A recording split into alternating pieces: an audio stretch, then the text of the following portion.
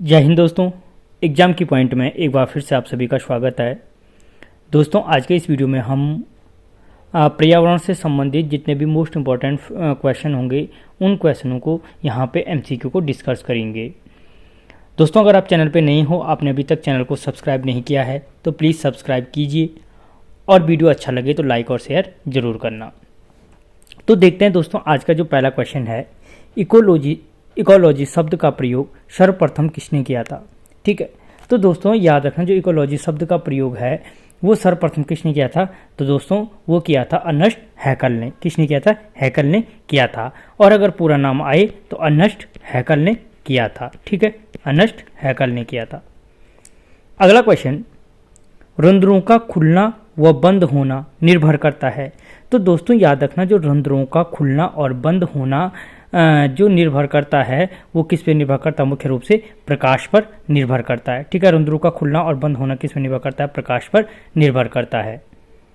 अगला question, vitamin A, D व carotene के निर्माण में किसकी महत्वपूर्ण भूमिका होती है। तो दोस्तों याद रखना जो विटामिन ए, डी व कैरोटीन के निर्माण में जो महत्वपूर्ण भूमिका होती है वो होती है किसकी? प्रकाश की। ठीक है, किसकी भूमिका मुख्य होती है? सूर्य के प्रकाश की। ठीक है, या क्वेश्चन ये भी बन सकता है कि प्रकाश में या सूर्य के प्रकाश में किन विटामिनों का निर्माण होता है। ठीक है, अगला क्वेश्चन दोस्तों यहाँ पे आप पर्यावरण से संबंधित क्वेश्चनों का फटाफट अपना रिवीजन कर सकते हो। अल्पदीप्तकाली पौधे होता है, जो अल्पदीप्तकाली पौधा है वो कौन सा है? तो दोस्तों याद रखना जो इनमें से अल्पदीप्तकाली पौधा है वो कौन है? तंबाकू। और तंबाकू के साथ जो अल्पदीप्तकाली पौधा होता है वो कौन है? तंबाकू और सोयाबीन। मुख्य रूप से कौन कौन है इसमें? तंबाकू और सोयाबीन होते हैं। अगला क्वेश्चन, छायाप्रिय पौधे कहलाते हैं। जो छायाप्रिय पौधे को कहलाते हैं, छायाप्रिय पौधे को क्या कहा जाता है? तो दोस्तों याद रखना जो छायाप्रिय पौधे होते हैं वो हेलियोफोबस कहलाते हैं। क्या कहलाते हैं? हेलियोफोबस के नाम से जाने जाते हैं, कहलाते हैं। ठीक है, अगला क्वेश्चन, एंजाइम सर्वाधिक किस तापमान पर क्रियाशील होते हैं? एंजाइम जो होते हैं सर्वाधिक किस तापमान पर क्रियाशील होते हैं? दोस्तों अगर अच्छा रिस्पॉन्स रहेगा तो मैं इसका डीपली वीडियो भी बनाता जाऊंगा।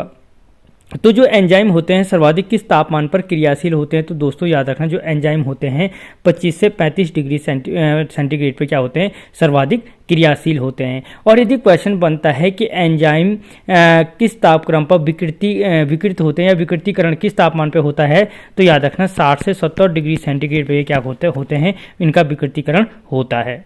ठीक है, अगला क्वेश्चन, भारत में अल्पाइन वन कितनी ऊंचाई पर पाए जाते हैं? जो भारत में अल्पाइन वन है, मीटर कर देना, भारत में जो अल्पाइन वन है कितनी ऊंचाई पर पाए जाते हैं? तो दोस्तों याद रखना जो भारत में अल्पाइन वन पाए जाते हैं 3600 से 4000 मीटर की ऊंचाई पर पाए जाते हैं। ठीक है,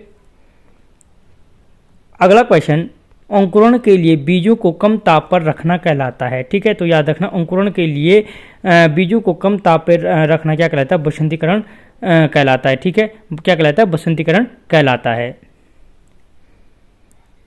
अगला क्वेश्चन, वनस्पति के सड़ने से कौन सी गैस निकलती है?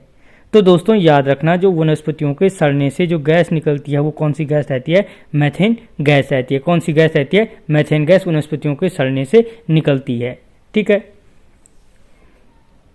अगला क्वेश्चन, संसार का सबसे बड़ा लोयस मैदान किस देश में स्थित है? जो संसार का सबसे बड़ा लोयस मैदान है वो किस देश में स्थित है? तो दोस्तों याद रखना जो संसार का सबसे बड़ा लोयस मैदान है वो कहाँ पे? आपके चीन में स्थित है। ठीक है, अगला क्वेश्चन, वायु द्वारा उड़कर दूसरे स्थान पर पहुंचने वाली मृदा कहलाती है। यानी जो मृदा वायु द्वारा उड़कर दूसरे स्थान पर पहुंचती है वो मृदा किस नाम से जानी जाती है? तो याद रखना वो मृदा कहलाती है वातोड़ मृदा के नाम से जानी जाती है। ठीक है, वायु द्वारा दूसरे स्थान पर पहुंचने वाली मृदा वातोड़ मृदा कहलाती है। अगला क्वेश्चन, अधो मृदा के किस स्तर को कहते हैं? यानी जो अधो मृदा है या अधो मृदा बोलो या लिखा होगा सब सॉइल। ठीक है, इनका डीप वीडियो अगर चाहिए आपको तो आप मुझे कमेंट कर सकते हो। मैं इनके सारे स्तर जो हैं एक एक करके डिफाइन करूंगा। ठीक है। तो जो अधो मृदा के किस स्तर को कहते हैं, मृदा के किस स्तर को कहते हैं, तो याद रखना जो सब सॉइल होता है वो मृदा का बी स्तर होता है। ठीक है, कौन होता है, बी स्तर कहलाता है।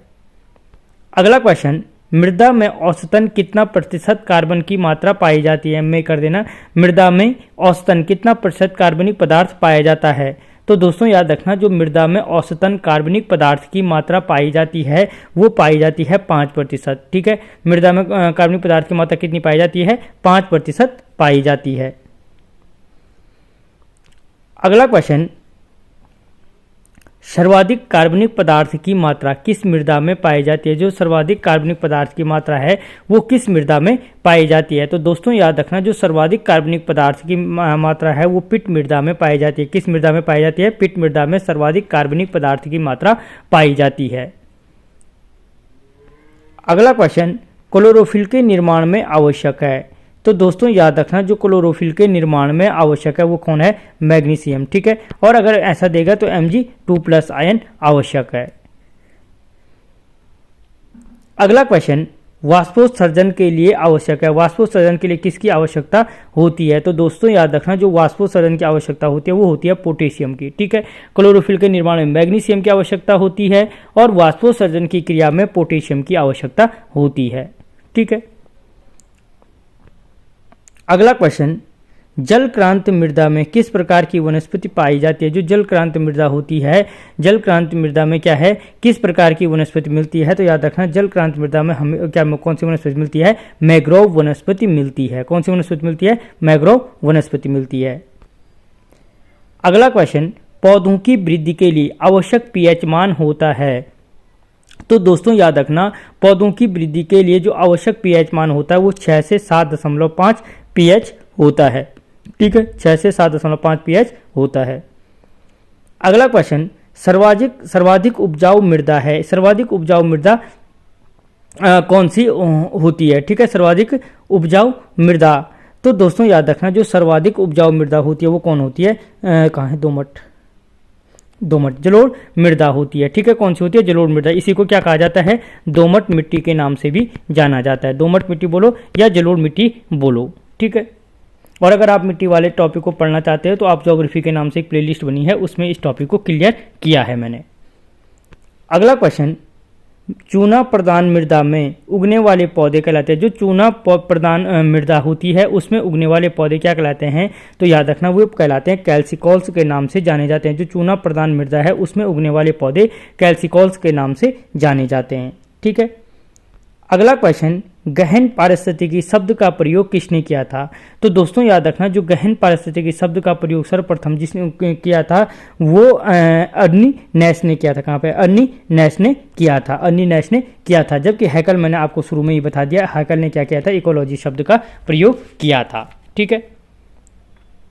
अगला क्वेश्चन, श्वसन मूल किस प्रकार की वनस्पति में मिलता है। जो श्वसन मूल है, श्वसन मूल किस प्रकार की क्या है, वनस्पति में मिलता है। तो दोस्तों याद रखना जो श्वसन मूल है वो पाया जाता है किसमें, मैंग्रोव वनस्पति में पाया जाता है। श्वसन मूल का गुण किसमें पाया जाता है, मैंग्रोव वनस्पति में पाया जाता है। कम समय में दोस्तों यहाँ पे आप ज़्यादा से ज़्यादा क्वेश्चनों को रिवीजन कर सकते हो। अगला क्वेश्चन, पूर्ण मूल स्तंभ परजीवी है। जो पूर्ण मूल स्तंभ परजीवी है वो कौन सा है। तो दोस्तों याद रखना जो पूर्ण मूल स्तंभ परजीवी है वो कौन सा है, अमरबेल। अमरबेल क्या है, एक पूर्ण मूल स्तंभ परजीवी है। और अमरबेल के अलावा अगर कोई और नाम आए तो वो है ओरोबैंकी। क्या है, ओरोबैंकी। ठीक है, ओरोबैंकी और अमरबेल क्या है, पूर्ण स्तंभ परजीवी हैं। अगला क्वेश्चन, कवक का किसी पौधे के साथ सहजीवन कहलाता है। तो दोस्तों याद रखना कवक का जो किसी पौधे के साथ सहजीवन होता है वो क्या कहलाता है, माइकोराइजा के नाम से जाना जाता है। किसके नाम से, माइकोराइजा के नाम से जाना जाता है। अगला क्वेश्चन, कीट भक्षी अपना भोजन प्राप्त करते हैं। तो दोस्तों हमेशा याद रखना जो कीट भक्षी पौधे होते हैं वो अपना भोजन किससे प्राप्त करते हैं, प्रकाश संश्लेषण की क्रिया द्वारा करते हैं। यहाँ पे वो कीटों को सिर्फ किसके लिए खाते हैं। अगर कभी क्वेश्चन पूछा जाए कि कीट भक्षी कीटों को क्यों खाते हैं, तो याद रखना वो खाते हैं, उनको पकड़कर चूसते हैं और वो अपनी नाइट्रोजन की कमी को पूरा करने के लिए ये क्रिया करते हैं। अगला क्वेश्चन, जब दो पौधों का संबंध खाद्य के लिए न होकर रहने के लिए होता है तो वो संबंध कहलाता है, ठीक है। जहाँ पर वो क्या करते हैं, भोजन के लिए एक दूसरे पर निर्भर नहीं रहते बल्कि जीवन यापन रहने के लिए रहते हैं, तो वो संबंध क्या कहलाता है। तो दोस्तों याद रखना, वो अधिपादप कहाँ है, अधिपादप अच्छा एपीफाइट होगा, एपीफाइट कहलाता है या अधिपादप कहलाता है। इसी को हिंदी में अधिपादप या एपीफाइट के नाम से जाना जाता है, ठीक है। वो संबंध क्या कहलाता है, एपीफाइट या अधिपादप कहलाता है।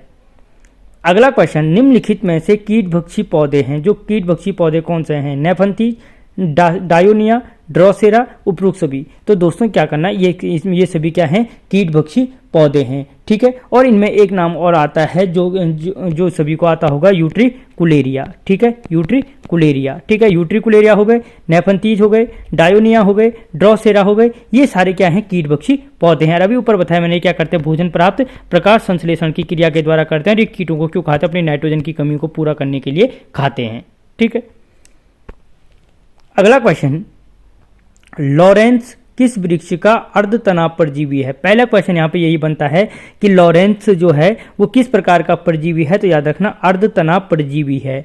और अगर क्वेश्चन बनता है कि किस वृक्ष का परजीवी है, तो याद रखना जो लॉरेंस है वो अर्धतना परजीवी है। किस वृक्ष का, आम का अर्धतना परजीवी है। किस वृक्ष का अर्धतना परजीवी है, आम का अर्धतना परजीवी है।